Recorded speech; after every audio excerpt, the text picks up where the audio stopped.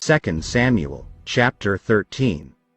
After this, Absalom, the son of David, had a lovely sister, whose name was Tamar, and Amnon, the son of David, loved her. Amnon was so distressed over his sister Tamar that he became sick, for she was a virgin, and it was improper for Amnon to do anything to her. But Amnon had a friend whose name was Jonadab, the son of Shimeah, David's brother. Now Jonadab was a very crafty man, and he said to him, "Why are you, the king's son, becoming thinner day after day? Will you not tell me?" Amnon said to him, I love Tamar, my brother Absalom's sister. Lie down on your bed and pretend to be ill, and when your father comes to see you, say to him, "Please let my sister Tamar come and give me food, and prepare the food in my sight, that I may see it and eat it from her hand."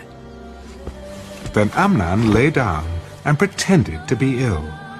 And when the king came to see him, Amnon said to the king, Please, let Tamar, my sister, come and make a couple of cakes for me in my sight, that I may eat from her hand. And David sent home to Tamar. Now go to your brother Amnon's house and prepare food for him. So Tamar went to her brother Amnon's house, and he was lying down. Then she took flour and kneaded it, made cakes in his sight, and baked the cakes. And she took the pan and placed them out before him. But he refused to eat.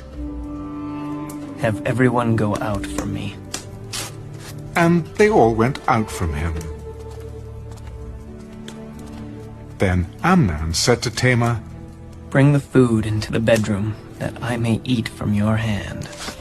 And Tamar took the cakes which she had made and brought them to Amnon her brother in the bedroom.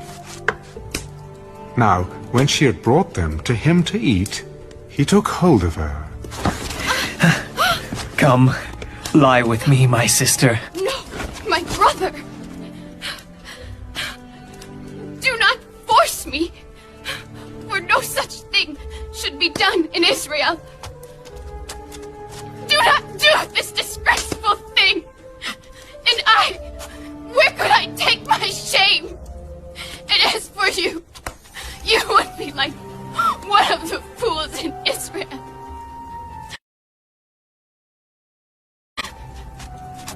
Now, therefore, please speak to the king, for he will not withhold me from you. However, he would not heed her voice, and being stronger than she, he forced her and lay with her. Then Amnon hated her exceedingly, so that the hatred with which he hated her was greater than the love with which he had loved her. And Amnon said to her, Arise, be gone. No, indeed. This evil of sending me away is worse than the other that you did to me. But he would not listen to her. Then he called his servant who attended him. Here, put this woman out. Away from me, and bolt the door behind her.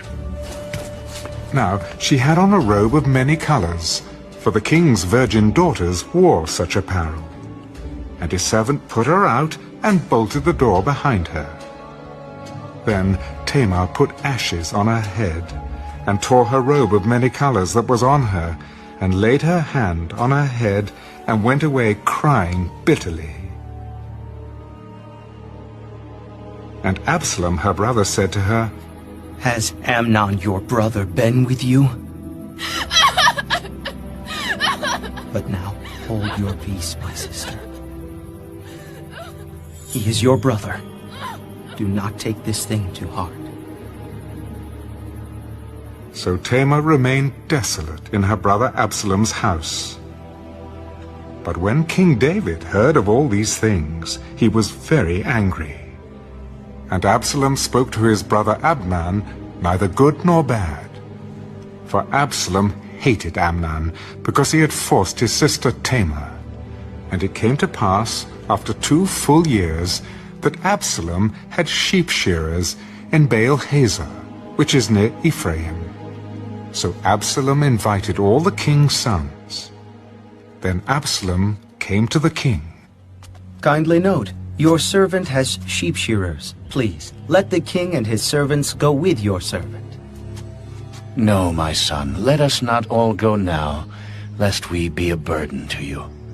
Then he urged him, but he would not go, and he blessed him. Then Absalom said, If not, please let my brother Amnon go with us. Why should he go with you? But Absalom urged him. So he let Amnon and all the king's sons go with him.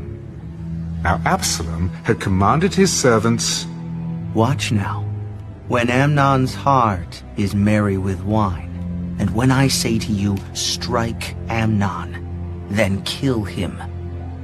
Do not be afraid. Have I not commanded you? Be courageous and valiant. So the servants of Absalom did to Amnon as Absalom had commanded. Then all the king's sons arose, and each one got on his mule and fled.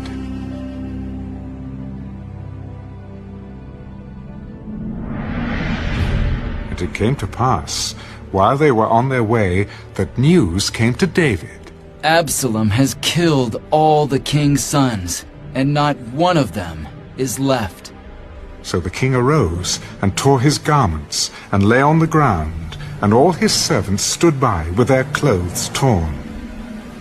Then Jonadab, the son of Shimeah, David's brother, answered, Let not my lord suppose they have killed all the young men, the king's sons, for only Amnon is dead. For by the command of Absalom this has been determined from the day that he forced his sister Tamar. Now therefore, let not my lord the king take this thing to his heart, to think that all the king's sons are dead, for only Amnon is dead. Then Absalom fled. And the young man who was keeping watch lifted his eyes and looked, and there many people were coming from the road on the hillside behind him. And Jonadab said to the king, Look! The king's sons are coming. As your servant said, so it is. So it was. As soon as he had finished speaking,